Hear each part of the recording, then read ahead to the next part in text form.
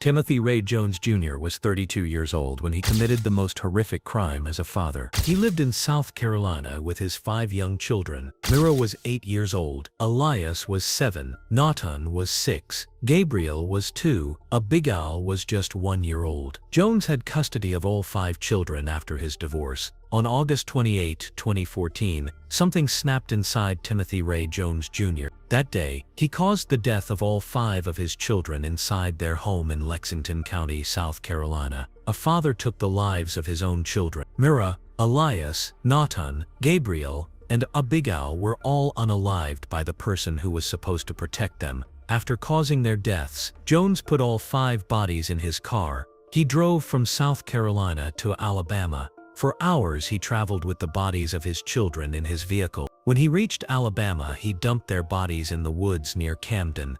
Then he kept driving. Jones traveled to Mississippi. He was driving erratically and caught the attention of police. During a traffic stop on September 6, 2014, officers noticed a strong smell coming from his car. They found evidence that made them suspicious. Jones broke down and confessed to what he had done. He told police where to find the bodies of his 5 children. Authorities recovered the remains of Mira, Elias, Nathan, Gabriel, and Abigail from the Alabama woods. The children had been missing for over a week before their bodies were found. Jones was arrested and charged with 5 counts of causing death. He was brought back to South Carolina to face trial. His defense team argued that he was not guilty by reason of insanity. They claimed he suffered from mental illness that made him unable to understand right from wrong. The prosecution disagreed. They argued that Jones knew exactly what he was doing. They presented evidence that he planned his actions and tried to cover them up afterward. On June 4, 2019, the jury found Timothy Ray Jones Jr. guilty on all 5 counts. They rejected his insanity defense. During the penalty phase, prosecutors asked for the death sentence. They argued that the crime was especially horrible because Jones took the lives of 5 innocent children who trusted him. The defense asked for life in prison without parole instead. On June 13, 2019, the jury sentenced Timothy Ray Jones Jr. to death. He was sent to a correctional facility to await his sentence. The South Carolina Supreme Court upheld both his conviction and his death sentence. Timothy Ray Jones Jr. remains in a correctional facility today. 5 children lost their lives because of his action. Mira, Elias, Nathan, Gabriel, and Abigail never got the chance to grow up. Dylann Roof was born on April 3, 1994. He was 21 years old and unemployed when he committed one of the most shocking hate crimes in American history. Roof had developed racist hatred against African Americans through hate group websites. On the evening of June 17, 2015, Roof drove to Charleston, South Carolina. He went to Emmanuel African Methodist Episcopal Church, the oldest black church in the southern United States. It was Wednesday night, and the church was holding its weekly Bible study. Roof walked into the church around 8 p.m. He sat down with the Bible study group in the fellowship hall. 12 people were there that night. They welcomed Roof and invited him to join their study. For almost an hour, Roof sat with these people as they read the Bible and prayed together. The group included Reverend Clementa Pinckney, who was 41 years old, and a state senator. Cynthia Hurd was 54 and worked as a librarian. Susan Jackson was 87 years old. Edie Lance was 70 and worked as a custodian at the church. DePayne Midleton Doctor was 49. Tiwanza Sanders was 26 and had just graduated from college. Sharonda Coleman Singleton was 45 and worked as a speech therapist and coach. Daniel Simmons was 74 and served as a minister. Myra Thompson was 59 and worked as a Bible study teacher. At the end of the Bible study, everyone stood up to pray. Roof stood up too. But instead of praying, he pulled out a firearm. He started shooting the people who had welcomed him into their church. Roof unalived 9 people that night. He caused the deaths of Reverend Pinckney, Cynthia Hurd, Susie Jackson, Hethia Lance, DePayne Midleton Doctor, Tiwanza Sanders, Sharonda Coleman Singleton, Daniel Simmons, and Myra Thompson. As Roof left the church, he told the survivor that he was leaving her alive to tell people what happened. He said he almost did not go through with it because everyone was so nice to him, but his hatred was stronger than their kindness. Roof fled the scene in his car. The survivor called 911. Security cameras had captured images of Roof and his vehicle. The next morning, June 18, 2015, Roof was spotted driving in Shelby, North Carolina. A police officer pulled him over and arrested him without incident. Roof confessed to the incident. He told police he had gone to the church to cause deaths because he wanted to start a race war. He showed no remorse for what he had done. Roof was charged with 9 counts of causing death and federal hate crime charges. His trial began in 2016. Roof fired his lawyers during the penalty phase and represented himself. He put on no defense. The jury found Dylann Roof guilty on all charges. During the penalty phase, the families of the individuals who passed away spoke about their loved ones. Many of them spoke about forgiveness, saying they forgave Roof for what he had done. On January 10, 2017, the jury sentenced Dylann Roof to death. He was 22 years old when he received the death sentence. Roof was also tried in state court and sentenced to life in prison without parole. As of 2025, Dylann Roof remains on federal death row. He is 30 years old. The 9 people he unalived at Mother Emanuel have been gone for almost 10 years. The case of Dylann Roof shows how dangerous hate can become. 9 innocent people lost their lives because of one person's racist beliefs. His life is now over too, spent in a cell waiting for his sentence to be carried out. James D. Robertson was born in 1973. He grew up in Rock Hill, South Carolina. His parents were Earl Robertson and Terry Robertson, both 49 years old in 1997. Earl worked as an executive at Springs Industries. The family estate was worth $2.2 million. James, who went by Jimmy, was 24 years old and wanted his parents' wealth immediately. He did not want to wait for his parents to pass away. Naturally, on November 25, 1997, 2 days before Thanksgiving, Jimmy Robertson went to his parents' home on Westminster Drive in Rock Hill. He brought weapons with him. He had a claw hammer, a baseball bat, and a knife. Jimmy attacked his mother Terry first. He stabbed her multiple times until she was unalived. Terry Robertson passed away from her wounds in her own home. Then Jimmy went after his father Earl. He sprayed bathroom cleaner in Earl's face to blind him. Then Jimmy used the claw end of the hammer to beat his father in the head over and over. He also used the baseball bat to crush Earl's skull. Earl Robertson was unalived by his own son in the most brutal way. Jimmy tried to make it look like a robbery. He messed up the house to make it seem like strangers had broken in. He thought this would help him inherit the $2.2 million estate without anyone suspecting him. Police investigated and found evidence that this was not a random robbery. Jimmy was the obvious suspect since he stood to inherit millions of dollars. The scene looked staged. There were no signs of forced entry. Nothing valuable was stolen. The violence was too personal for a stranger. Jimmy Robertson was arrested and charged with 2 counts of causing death, armed robbery, and financial card fraud. His trial began in 1999. Jimmy's defense team argued he was mentally ill, but the jury did not believe this defense. The jury found James D. Robertson guilty on all charges. In 1999, at age 26, Jimmy was sentenced to death for unaliving his parents.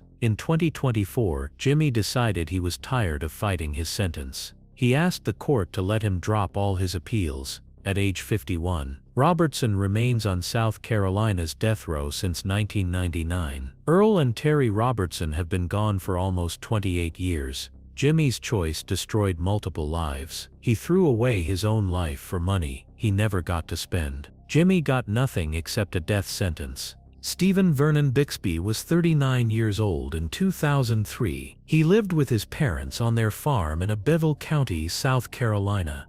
The family called themselves sovereign citizens and believed they didn't have to follow government laws. The South Carolina Department of Transportation wanted part of their property to build a highway. The Bixby family refused to sell. Stephen bought shotguns and ammunition, telling people he was ready to cause death if anyone tried to take their land. His mother Redia helped him plan what they would do. On December 8, 2003, a highway worker came to mark where the new road would go. Stephen and his father Arthur confronted the worker and told him to leave. The worker called for help. Abbeville County Sheriff's Deputy Danny Wilson arrived first. South Carolina Magistrates Constable Donnie Oates came to help. Both officers thought they were responding to a simple property dispute. Stephen Bixby was waiting for them. When the officers got out of their patrol cars, Stephen opened fire with his shotgun. Both Deputy Wilson and Constable Oates were unalived instantly. What followed was a 14-hour standoff. Law enforcement surrounded the property. Stephen continued firing at officers throughout the day and night. Finally, tactical officers used tear gas and arrested all 3 family members. Stephen was charged with 2 counts of causing death. His trial began in 2007. The prosecution showed he had deliberately planned to cause the death of law enforcement officers. The defense claimed self-defense. The jury deliberated for only 2 hours and found Stephen responsible for both incidents. He was sentenced to receive the death penalty. Redia Bixby was sentenced to life in a correctional facility for helping plan the incident. Stephen remains in the capital punishment facility as of 2025, with his execution delayed due to legal appeals. The incident shocked Abbeville and highlighted the dangers of anti-government extremism. 2 respected officers lost their lives because Stephen chose violence over legal solutions. Freddie Eugene Owens was born on March 18, 1978. He was just 19 years old when he changed his life forever. Owens grew up in South Carolina and became involved in incidents at a young age. On Halloween night, October 31, 1997, Freddie Owens and his 18-year-old friend Stephen Golden decided to rob a convenience store in Greenville, South Carolina. Owens needed money and thought this would be easy. The 2 young men walked into the store that night. Behind the counter stood Irene Granger Graves. She was 41 years old and working to support herself. Graves was just doing her job when Owens and Golden entered her store. She had no idea what was about to happen. Owens was carrying a firearm. He demanded money from Graves during the robbery. But something went wrong. Owens caused the death of Irene Graves during the incident. She was unalived by gunfire. Graves passed away that night because of Owens's actions. A working mother lost her life for whatever money was in that cash register. After causing Graves's death, Owens and Golden fled the scene. Police were already investigating robberies in the area. Evidence from the store led them to both young men. Owens was arrested and charged with causing death, armed robbery, and conspiracy. Golden was also arrested for his part in the incident. Golden decided to cooperate with police and testify against Owens. He made a deal with prosecutors and pleaded guilty to voluntary manslaughter. Golden was sentenced to 28 years in prison. Owens denied everything. He said he was innocent and that he did not cause Graves's death. Owens's trial began on February 8, 1999 in Greenville County. The prosecution presented evidence that Owens was the one who unalived Graves during the robbery. Golden testified against his former friend, saying Owens was the one who discharged the firearm. The jury found Freddie Eugene Owens guilty of causing death, armed robbery, and conspiracy. He was sentenced to death in 1999 at age 21. But Owens was not done with violence. While waiting in the Greenville County Correctional Facility for his sentencing, Owens caused the death of his cellmate Christopher Lee in 1999. Lee was unalived by Owens inside the detention center. This second incident of causing death made Owens even more dangerous in the eyes of the law. Owens spent over 20 years appealing his death sentence. His case went through multiple courts. His death sentence was overturned twice, but each time it was restored. The South Carolina Supreme Court upheld his conviction and sentence multiple times. In 2024, something shocking happened. Stephen Golden signed a sworn statement, saying he had lied at trial. Golden claimed that Owens was not present during the robbery. This statement came just days before Owens's scheduled execution. The South Carolina Supreme Court rejected the motion to stop the execution. They said Golden's new statement was not credible and came too late. On September 20, 2024, Freddie Eugene Owens was taken to the death chamber.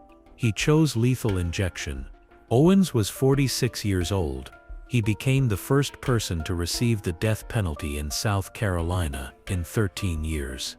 The case shows how one night of bad decisions can destroy multiple lives. Graves lost her life. Owens lost his freedom and eventually his life. The choices made on that Halloween night in 1997 changed everything for everyone involved. Mikal Carlton Sims was a former Domino's Pizza employee who wanted revenge. In 1985, he had worked at the restaurant chain as a cook and worked his way up to manager.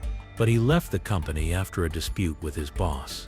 Sims was angry and wanted to get back at the company that he felt had wronged him. Sims teamed up with his girlfriend, Ruby Carolyn Paget.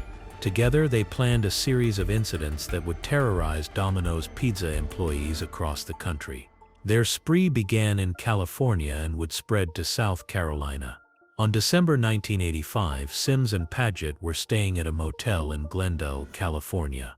They ordered a pizza from Domino's knowing a delivery driver would come to their room. When 21-year-old John Harrigan arrived with their order, they were waiting for him. Sims and Paget robbed Harrigan at the motel room. But they didn't stop there. They choked the young delivery driver and then drowned him in the motel bathtub.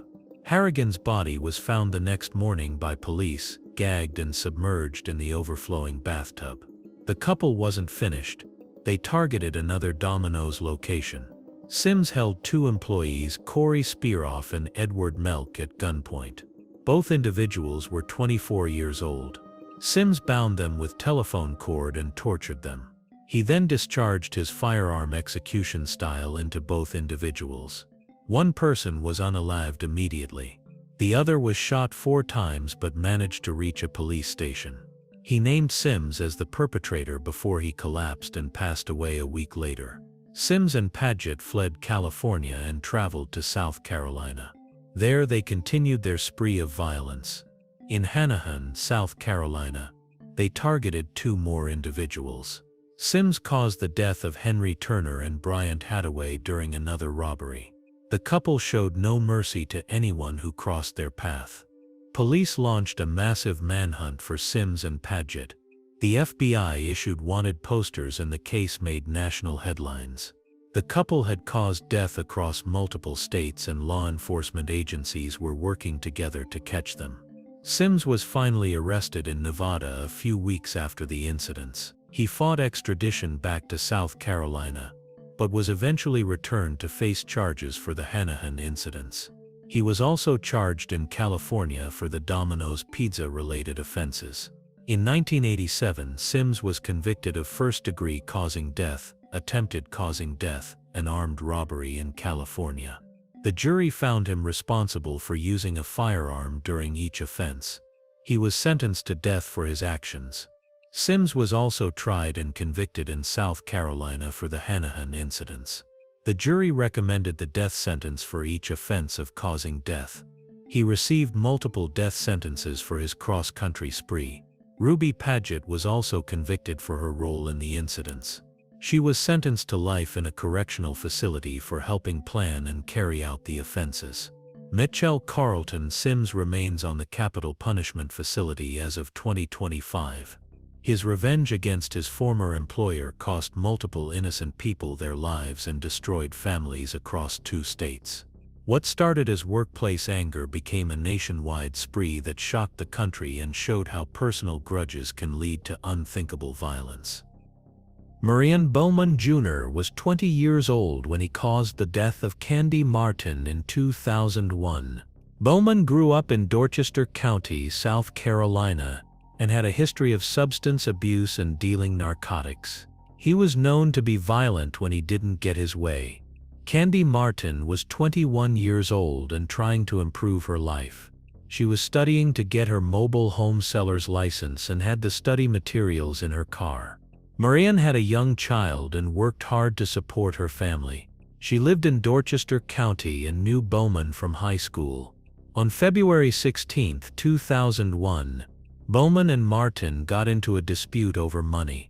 Prosecutors said that Martin owed Bowman money for crack cocaine, and multiple witnesses claimed they had heard Bowman threaten to unalive her. The argument escalated quickly and turned deadly. On February 16, several people had gathered at Hank Koger's house to socialize and drink alcohol. Bowman was there along with Martin and others.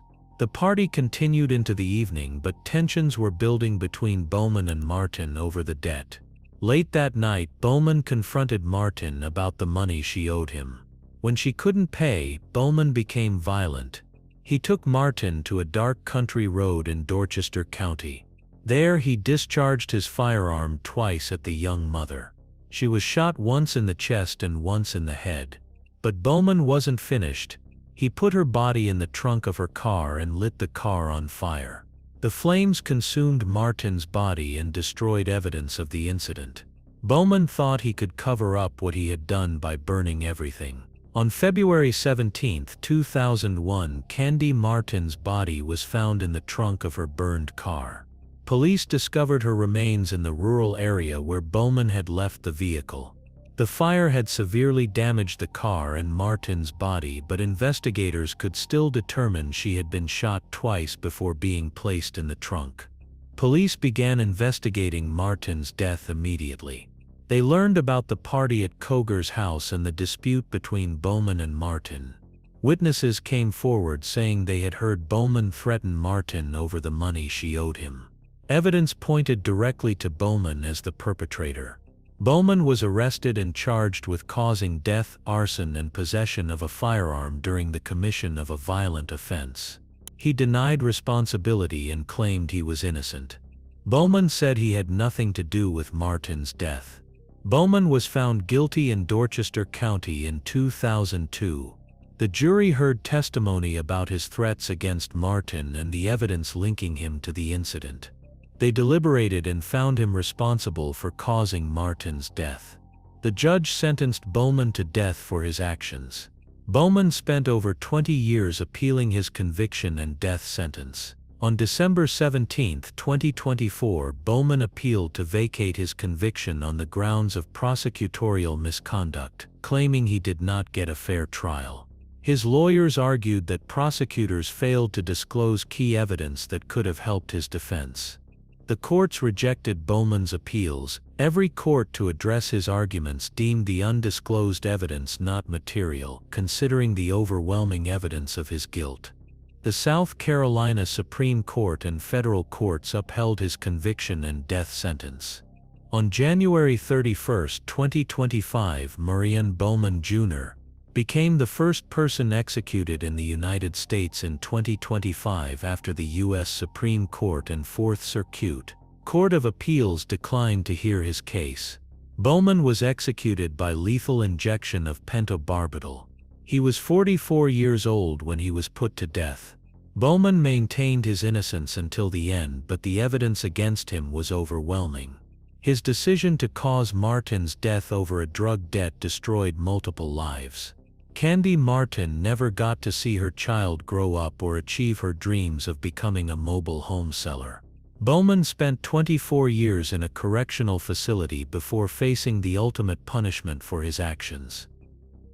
Brad Sigmon was a man whose life took a dark turn in 2001. He was in his 20s when he made choices that would change everything forever. Sigmon had been in a relationship with a woman named Rebecca Barber, but their relationship had ended. What happened next would shock the community of Greenville County, South Carolina. On April 27, 2001, Sigmon went to the home of David and Gladys Lark. These were not random people. They were the parents of his ex-girlfriend Rebecca. David Lark was 62 years old. Gladys Lark was 59 years old. They were living their normal lives when Sigmon arrived at their home with a plan. Sigmon had brought a baseball bat with him. What he did next was brutal and shocking. He attacked both David and Gladys with the baseball bat. He struck David 9 times. He struck Gladys 9 times. Both individuals passed away from their injuries. The force and violence of the attack left investigators stunned. But Sigmon was not done. His real plan was to take Rebecca. He wanted to kidnap his ex-girlfriend. When Rebecca tried to escape, Sigmon shot her. She was wounded by gunfire but managed to get away. Her survival meant there was a witness to what had happened. The police response was swift. Sigmon could not hide what he had done. The evidence was overwhelming. Rebecca had survived and could tell investigators exactly what happened. The scene at the Lark home told the story of violence and planning. Sigmon was arrested and charged with causing the deaths of David and Gladys Lark. The case went to trial in 2002. The evidence against him was strong. The jury heard about the baseball bat attacks. They heard about the attempted kidnapping. They heard Rebecca's testimony about what she witnessed. The trial did not take long. Sigmon was found guilty of both deaths. The jury also convicted him of attempted kidnapping and other charges related to the incident. When it came time for sentencing, the judge sentenced Sigmon to death. Sigmon spent over 20 years in a correctional facility. He was held at a capital punishment facility, while his case went through appeals. His lawyers tried to save his life, but the courts upheld his sentence. In March 2025, Sigmon's time ran out.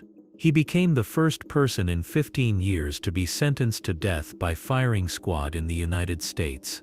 His choice of final meal was simple food. His last words were brief. At age 46, Brad Sigmon paid the ultimate price for what he did to David and Gladys Lark on that terrible day in 2001. The case reminds us that choices have consequences. 2 innocent people lost their lives. A daughter lost her parents. A community was shaken. And a man threw away his own life because he could not accept that his relationship was over. Steven Stanko was 37 years old in 2005 when he made choices that would destroy multiple lives forever. Stanko lived with his girlfriend Laura Ling in Murrells Inlet, South Carolina. South Carolina. She had a teenage daughter from a previous relationship. Stanko also had a close friendship with Henry Lee Turner, 74-year-old retired Air Force Master Sergeant who lived in Conway. Turner had been like a father figure to Stanko. On April 8, 2005, something went terribly wrong in the home Stanko shared with Laura Ling. What happened next would shock everyone who knew them. Stanko attacked Laura in their home. He strangled her until she passed away, but Stanko was not finished. Laura's teenage daughter was also in the house. Stanko sexually assaulted the 15-year-old girl. Then he took a knife and slit her throat. The teenager was badly hurt, but she was still alive. She managed to call 911 for help. Her survival would be crucial to the case against Stanko. After causing Laura's death and attacking her daughter, Stanko left the house. He drove to Conway to see Henry Turner. Turner trusted Stanko completely. He thought of Stanko as family. Turner had no idea what had just happened at Laura's house. When Stanko arrived at Turner's home, he brought a firearm with him. Turner welcomed him inside like always, but this time was different. Stanko shot Henry Turner and caused his death. After Turner was deceased, Stanko took his bank cards and cleaned out his bank account. He stole thousands of dollars from the man who had treated him like a son. The police found Laura's body at her home in Gorgettown County. They also found her injured daughter, who was rushed to the hospital. She survived her injuries and was able to tell police exactly what Stanko had done. Hours later, police found Henry Turner's body at his home in Horry County. Stanko tried to run, but he could not escape. The evidence against him was overwhelming. Laura's daughter had identified him. The bank records showed he had used Turner's cards. His fingerprints were at both scenes. Stanko was arrested and charged with causing the deaths of both Laura Ling and Henry Turner. He was also charged with the sexual assault and attempted harm of Laura's daughter. The cases went to trial separately because the incidents happened in different counties. In 2006, Stanko was tried for Laura Ling's death in Gorgettown County. The jury heard testimony from Laura's daughter about the horrible things Stanko had done to her family. They heard about how he strangled Laura and attacked a teenage girl. Stanko was found guilty and sentenced to death. In 2009, Stanko faced trial in Horry County for Henry Turner's death. The evidence showed how Stanko had shot his friend and then robbed him. Turner's family testified about how much they had trusted Stanko. The jury found him guilty of causing Turner's death and armed robbery. He received another death sentence. Stanko spent 20 years in a correctional facility. His lawyers filed many appeals to try to save his life. They claimed he was mentally ill, but the courts kept upholding his death sentences. The families of Laura Ling and Henry Turner waited 2 decades for justice. On June 13, 2025, Stephen Stanko's appeals ran out. He was 57 years old when he was sentenced to death by lethal injection. Stanko initially chose to be shot by firing squad but changed his mind at the last minute. His final statement was read by his attorney. Stanko became the 6th person sentenced to death in South Carolina in 9 months. 2 innocent people lost their lives because Stanko could not control his violence. A teenage girl was traumatized forever. Families were destroyed, and Stanko threw away his own life in a single day of horrible choices that he could never take back. Mikaldin Mikaldi was 21 years old in 2004 when he went on a multi-state incident spree that would end 2 lives and destroy his own. Mikaldi lived in Virginia and had been in trouble since he was a teenager. Starting at age 14, he spent years in juvenile detention centers for burglaries, vandalism, and assault. When Mikaldi was 15, he and his father staged a 9-hour standoff with police who were trying to bring him to court. This was just the beginning of a pattern that would get much worse. In July 2004, Mikaldi began a 3-day incident spree across the eastern seaboard. On July 14, he stole a firearm in a car in Virginia. His plan was simple but deadly. He would rob and take what he wanted, no matter who got hurt. Mikaldi drove south to North Carolina. On July 14, he went to a convenience store in Winston-Salem. Inside the store was a clerk working a normal shift. Mikaldi brought his stolen firearm into the store. He shot the store clerk and caused their death. After taking money from the store, Mikaldi fled the scene.